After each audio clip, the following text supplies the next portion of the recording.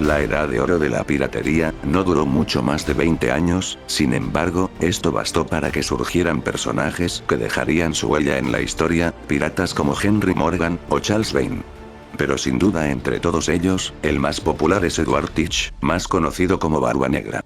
Si bien hubo piratas que hicieron actos más grandes, que tuvieron tropas más numerosas y que duraron muchos más años infundiendo terror, ninguno de ellos logró forjarse un nombre y ser tan temidos como Barba Negra.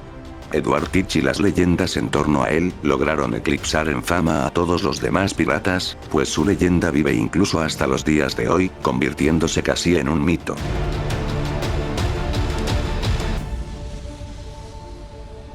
Poco se conoce de su infancia, o de su historia antes de la piratería, ni siquiera se sabe realmente su lugar de nacimiento, pero se apunta a dos posibles sitios, Carolina del Sur, o Bristol, Inglaterra.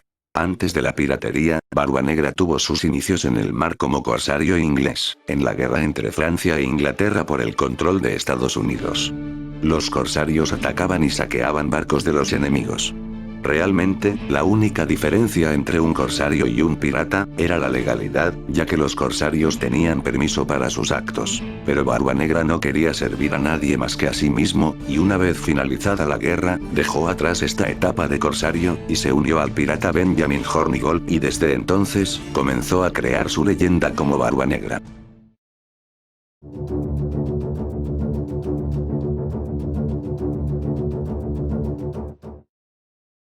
La imagen de los piratas ha sido bastante alterada por películas, series y otros relatos de fantasía, por lo que suelen estar lejos de la realidad. Sin embargo, Barba Negra encarnaba prácticamente todos los aspectos que la gente suele imaginar de un pirata. Edward Teach era un hombre bastante alto, cercano a los 2 metros de altura. Su apodo viene, evidentemente, de su barba negra y larga que lo caracterizaba. A su apariencia, ya de por sí imponente, comenzó a añadir ciertos detalles que lo harían ser más temido y por lo que sería recordado hasta día de hoy. Por ejemplo, sus 3 pistolas y las varias espadas y cuchillos que llevaba encima, que más que serle útil en combate, le ayudaban a infundir temor.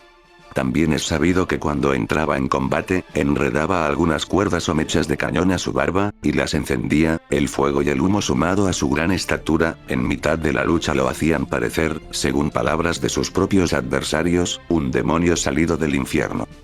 Todo esto ayudó a crear cientos de mitos y leyendas a su alrededor, que pronto lo pondrían como uno de los piratas más enigmáticos y temidos de los 7 mares.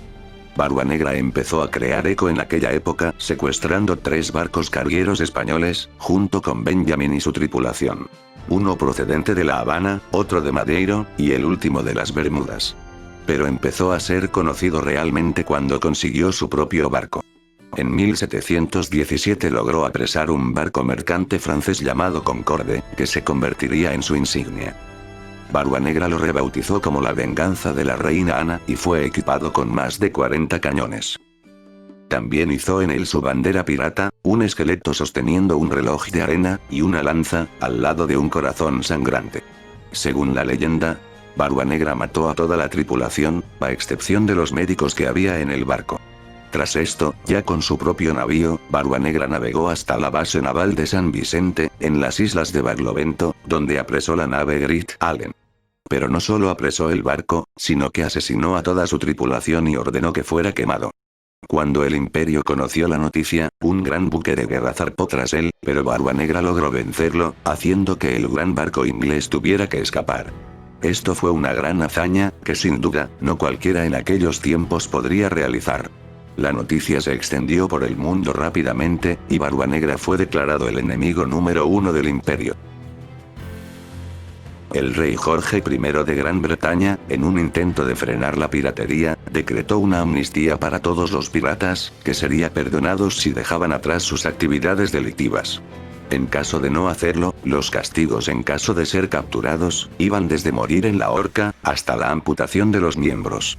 Pero Barba Negra se rehusó totalmente, de hecho, perpetró más crímenes que nunca. Asaltó y arrasó toda embarcación con la que se encontrara en su camino, francesas, inglesas o españolas.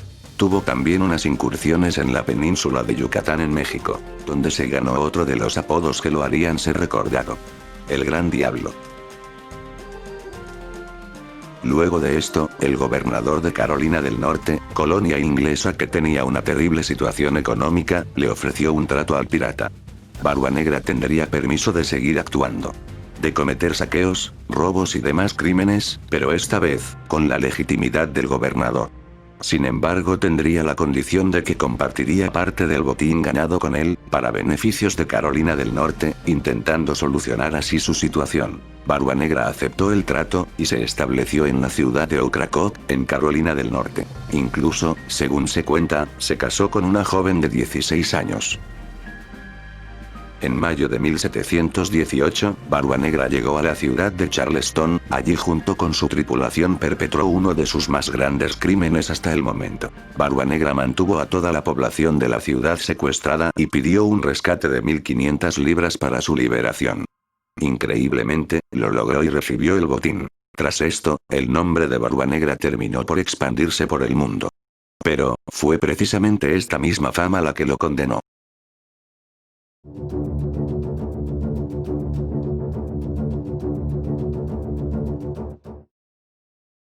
Hay varias versiones sobre su muerte. En una de ellas, se dice que, el 21 de noviembre de ese mismo año, el teniente de la Marina Real, Robert Maynard, partió hacia la ciudad de Ocracoke por orden del gobernador de Virginia, quien se había enterado del lugar donde residía Barba Negra. Sin importarles la amnistía que el gobernador de Carolina del Norte le había otorgado, quien de hecho, no fue informado de este ataque, los ingleses avanzaron para acabar con él, esto debido al temor de que el pirata pudiera afectar su colonia, Virginia, pues eran la colonia vecina de Carolina del Norte. El teniente de la Marina iba con 2 navíos, uno con 30 tripulantes y otro con 19, además de 2 balandras, que son embarcaciones de vela, mucho más pequeñas.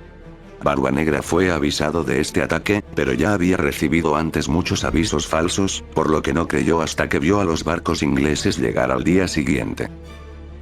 El 22 de noviembre, Barba Negra intentó escapar en su embarcación, junto con unos 25 de sus hombres, pero ya era demasiado tarde. Los barcos ingleses lo interceptaron.